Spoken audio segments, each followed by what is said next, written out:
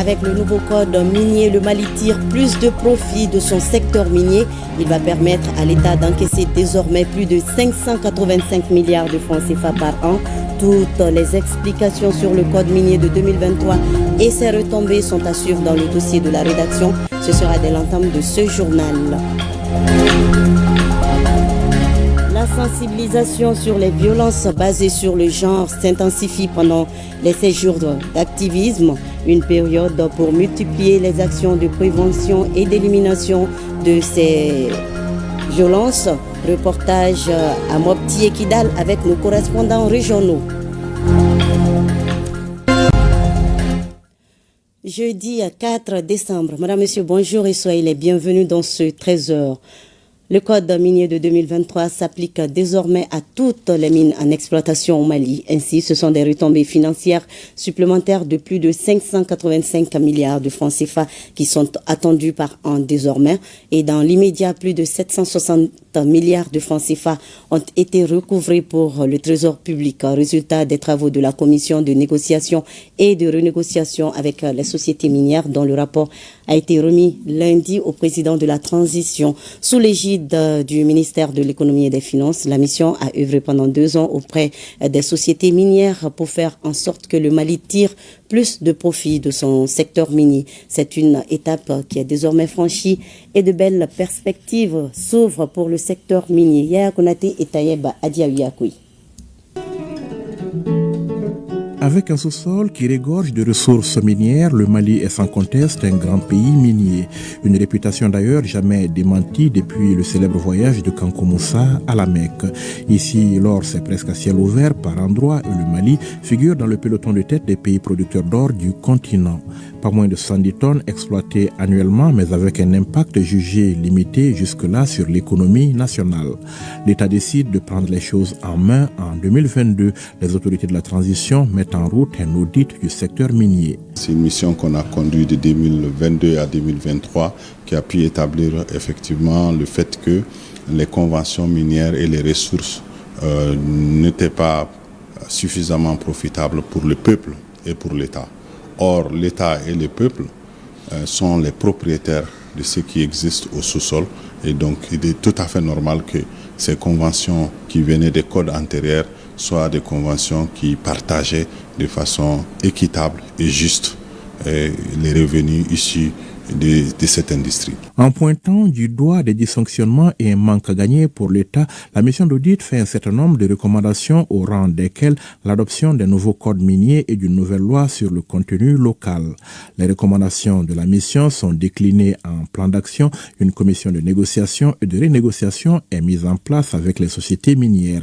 Une équipe pluridisciplinaire avec des objectifs bien précis. Quand on partait voir les sociétés minières, la feuille de route essentiellement, c'était comment faire en sorte que les impôts, droits et taxes qui n'étaient pas payés à hauteur de souhait, bien sûr, les sociétés vont dire que c'était conformément à leur convention. Comment faire en sorte que ces conventions soient revues, soient modifiées dans l'intérêt de toutes les parties prenantes, surtout que toutes ces conventions ont prévu une clause de modification qui permettent aux différentes parties de revoir les différentes clauses. Ces objectifs étaient principalement articulés autour de 2 points majeurs. Le premier, c'était un objectif structurant, s'assurer de l'équilibre du partage de ce qui sort du sous-sol entre l'État, la population d'une part, et d'autre part l'investisseur. Et ensuite, le deuxième point important, c'était de s'assurer qu'au titre des manques à gagner de l'État, on pouvait, au niveau de la Commission, recouvrer environ 400 milliards de francs CFA pour le trésor public immédiatement. Et tout en permettant aux sociétés de continuer leur exploitation, cette fois-ci selon les termes et conditions fixés par l'État, à savoir le Code minier de 2023. Au total, 15 mines d'or en exploitation et 2 mines de lithium, soit 17 sites miniers, ont été concernés par le travail de la commission. En termes de recouvrement, les objectifs sont largement dépassés et l'ensemble des sociétés concernées ont été amenées à s'aligner sur le nouveau code minier, un code beaucoup plus équilibré avec des retombées certaines pour l'État malien. Sur un objectif de 400 milliards, nous avons recouvré 761 milliards environ, dont 618 milliards en cash et le reste en abandon des créances que l'État devait aux sociétés. Ça, c'est en termes d'objectifs chiffrés de ce qui est arrivé au Trésor public immédiatement dans le cadre des négociations. Ensuite, nous avions un objectif structurant qui consistait à faire migrer ces sociétés qui avaient quand même des conventions antérieures et qui sont basées sur des anciens codes miniers qui devaient continuer sur des durées encore plus longues et sur la base d'un déséquilibre et d'un partage inéquitable de ce qui sortait du sous-sol. Donc cette migration des sociétés vers le code minier de 2023 apporte 585 milliards chaque année au Trésor public, en supplément de ce que les sociétés apportaient sur la base des anciens codes miniers. Le résultat est donc là aujourd'hui, mais le processus n'aura pas été une promenade de santé pour l'État malien. Les sociétés minières réticentes au départ ont dû finalement, après moult tractations et procédures et divers recours, admettre le déséquilibre existant au détriment de l'État malien et accepter les mesures envisagées. Au tout début, certaines sociétés n'étaient vraiment pas coopératives. Ça faisait de la résistance, même de la rétention d'informations. Mais on a pu surmonter tout ça puisqu'on a d'autres moyens également de collecte, de recoupement d'informations. On a eu différents types de réactions. Certaines sociétés ont coopéré, d'autres un peu moins, d'autres ont essayé d'utiliser la technique d'usure pour voir si la commission va résister encore plus dans le temps. La commission étant composée de plusieurs spécialités, et nous avions toujours la possibilité de parvenir à recouper les informations, à nous assurer qu'effectivement, quelle que soit la stratégie des vents, et l'objectif et l'engagement des maires. Parfois, les sociétés sont intervenues pour tenter de créer des fissures à l'intérieur de la commission pour ne pas avoir un bloc en face d'eux. Donc nous avons surmonté ces difficultés. Nous avons toujours gardé au niveau de la commission une cohérence et un travail d'équipe.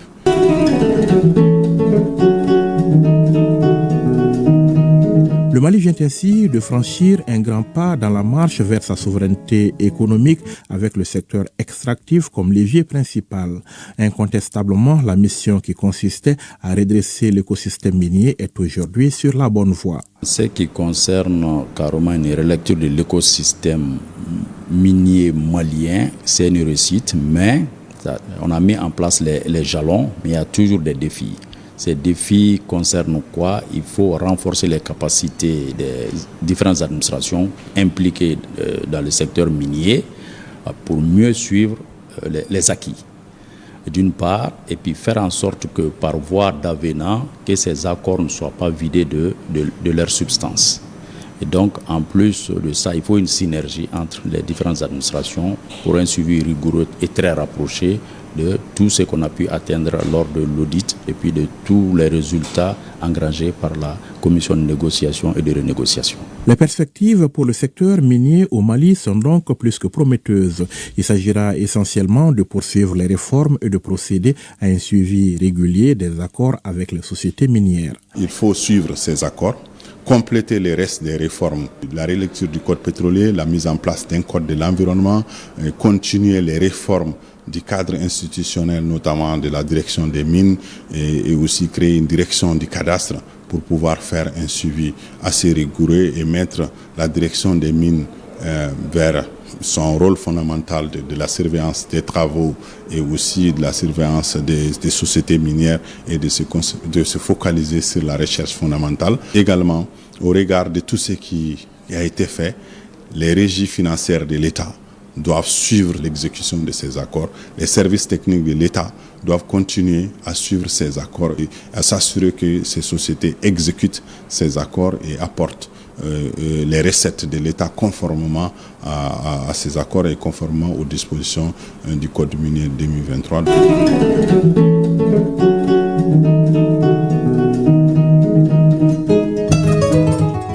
La dynamique actuelle, il faut le rappeler, est partie d'une recommandation forte des Assises nationales de la refondation. Les ANR qui avaient relevé à juste titre que l'or du Mali ne brillait pas suffisamment pour les Maliens. L'État du Mali reprend donc la main sur son secteur minier au bénéfice de l'économie nationale et des populations locales. Hassan, le constat est amer quant à la mobilisation des ressources par les maires au bénéfice des populations.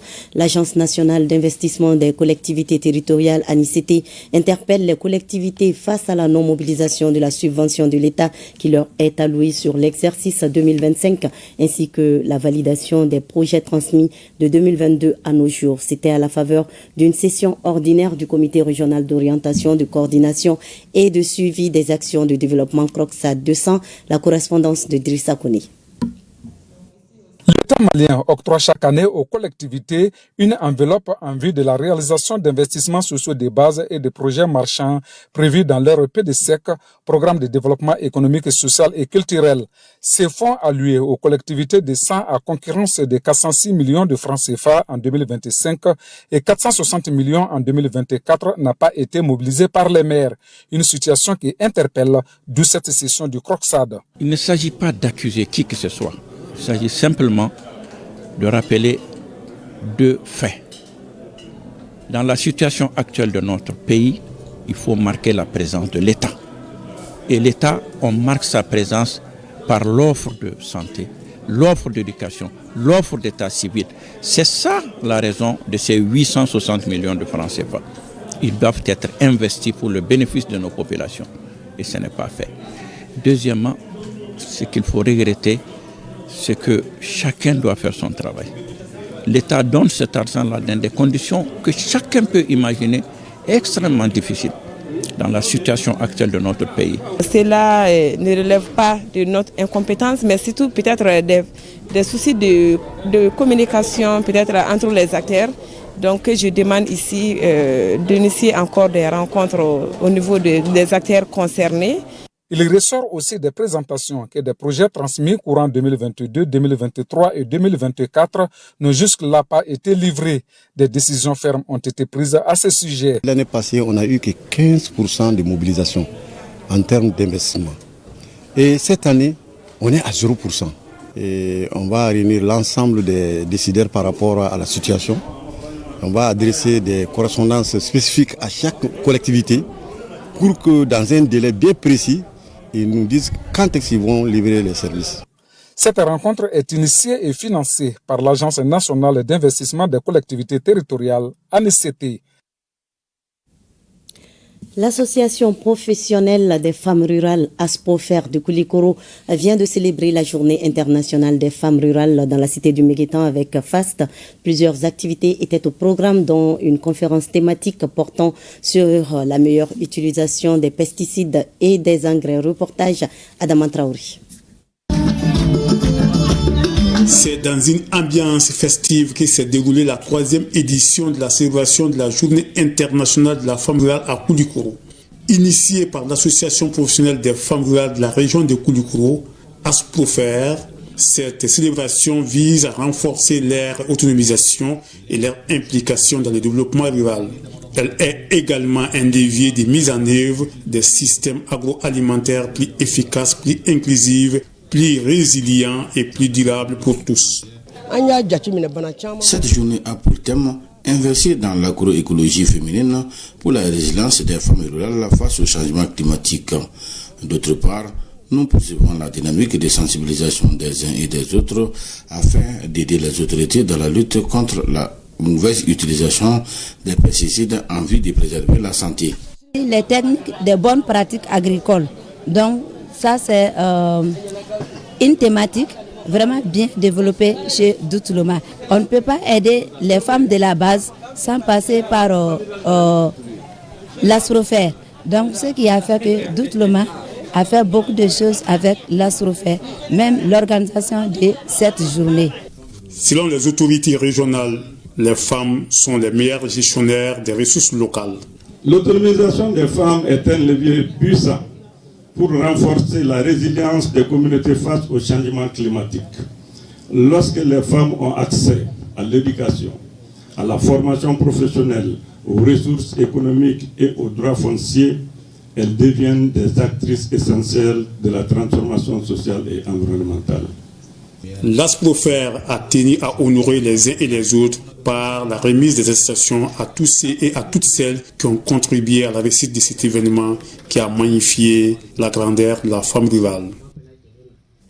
L'hygiène des mains doit être un réflexe quotidien pour maintenir une bonne santé. Une journée est mondialement dédiée à cette cause. Elle a été célébrée par la Direction régionale de la santé de Tombouctou et ses partenaires comme l'UNICEF et ACF.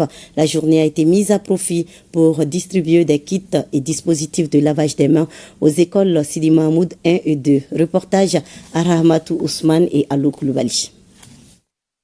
Instituée en 2008, la Journée mondiale du lavage des mains au savon célébrée chaque 15 octobre vise à promouvoir les pratiques d'hygiène tout en prévenant les maladies infectieuses.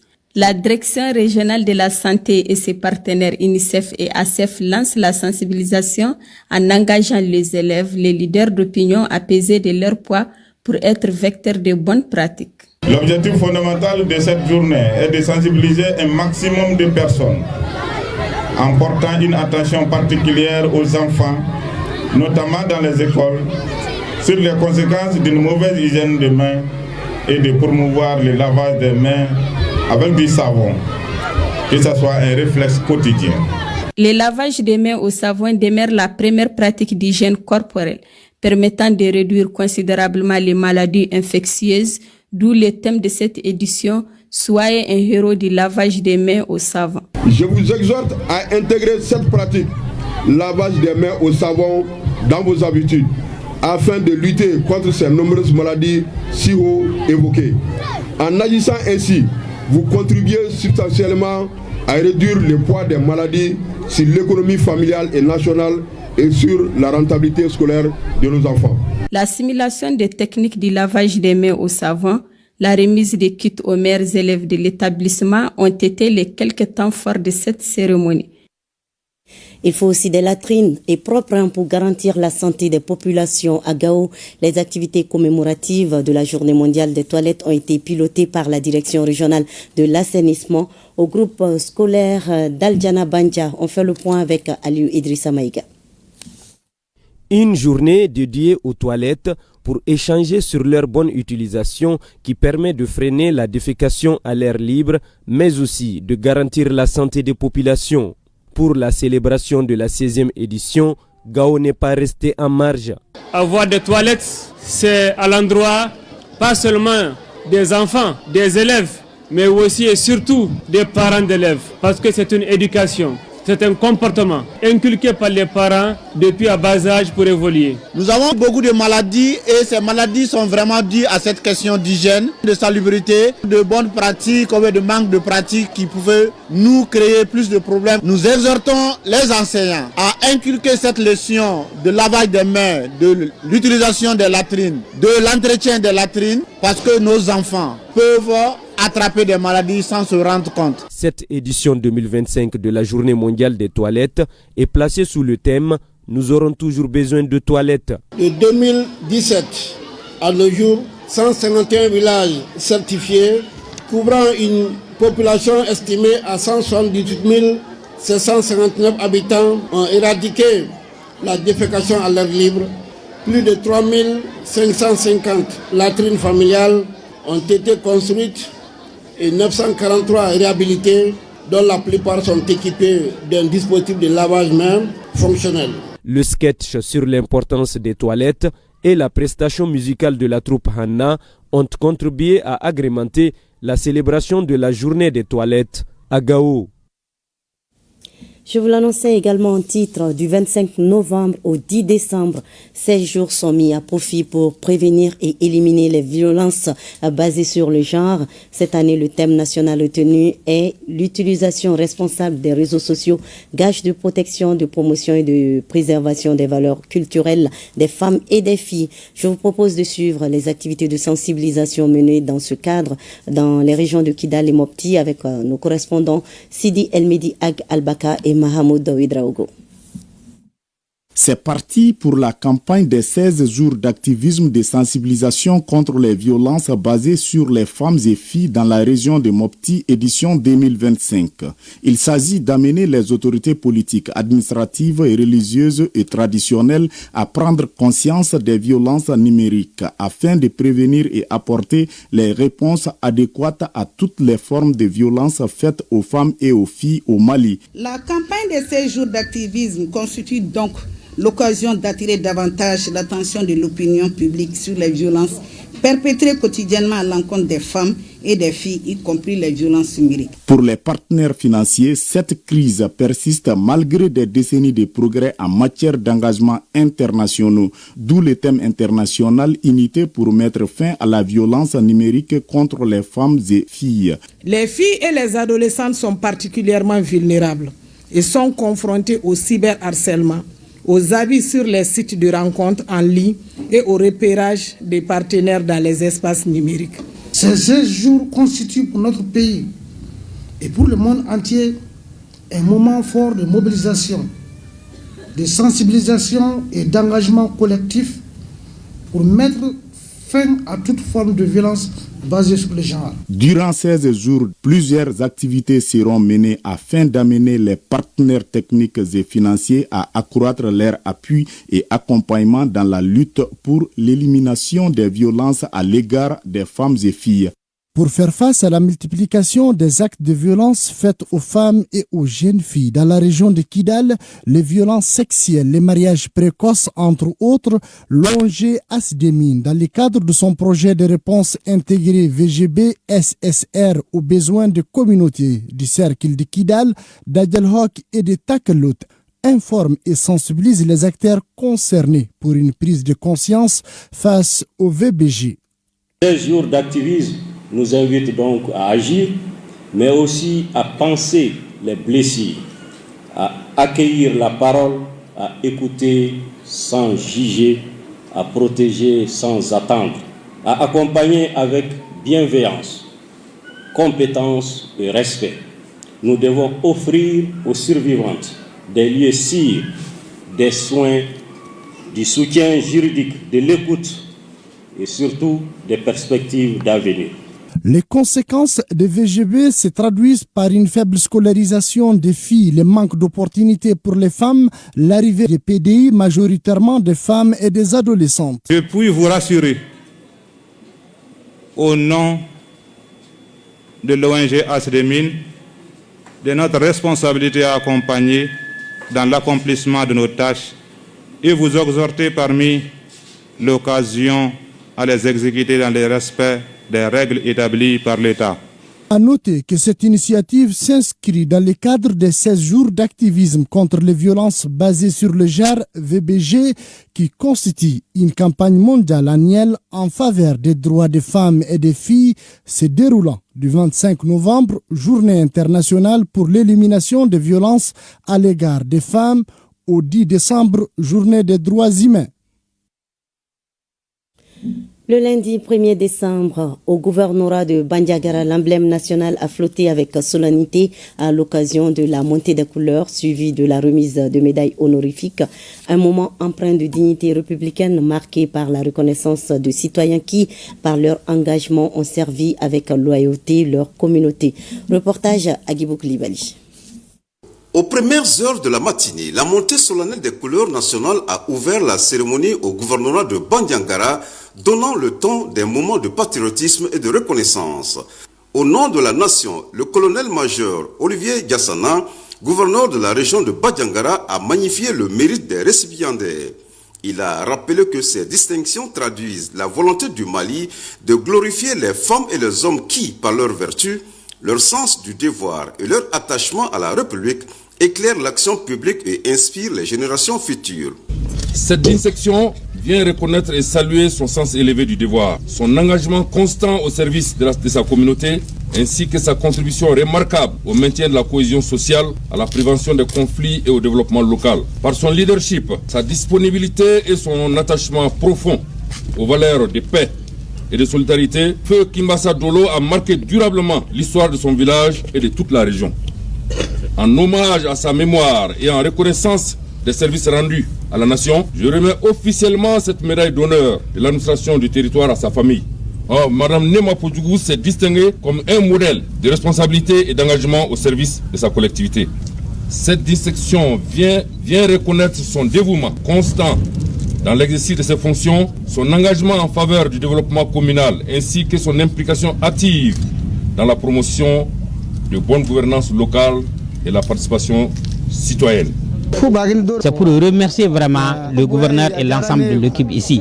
Donc à travers ça, il voit que vraiment le papa a joué un grand rôle. Lui aussi, il est appelé vraiment à prendre l'exemple comme le papa a été honoré. Nous, les femmes, vraiment, nous sommes très contentes d'avoir lutté pour la crise. La crise, vraiment, c'est les femmes, les enfants. Si c'est bon, c'est nous les femmes. Si c'est mauvais aussi, c'est nous les femmes qui prenons les pots cassés. Dans une atmosphère empreinte de respect et de reconnaissance, cette cérémonie au gouvernorat de Bandiangara a célébré des parcours exemplaires consacrant l'engagement citoyen et la valeur du service rendu à la nation. Et c'est la fin de cette édition. Merci de votre fidélité. À 20h, vous avez rendez-vous avec Nyanya Aliou Traoré. Bel après-midi à vous tous.